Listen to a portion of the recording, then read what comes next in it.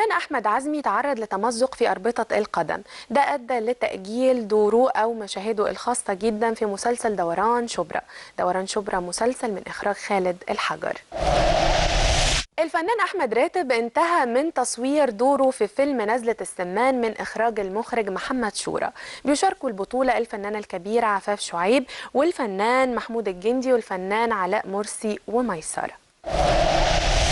ناس كتير جدا بتتساءل يا ترى الفنان وائل نور مختفي فين؟ لا بنشوفه لا في سينما ولا في تلفزيون. كان له ردود على كل حاجة، قال ان هو مختفي عن شاشة التلفزيون لان هو مش لاقي نصوص جيدة ومش لاقي دور كويس يلاقي فيه نفسه، وقال سبب ابتعاده عن السينما ان دلوقتي في مجموعة من النجوم بيفرضوا نفسهم على الساحة السينمائية وبيخلوا مجموعة من المؤلفين وكتاب السيناريو يعملوا لهم ادوار تفصيل، ولما يلاقي الدور المناسب والسيناريو المناسب اكيد هتلاقوه على شاشة التلفزيون وكمان على شاشة السينما.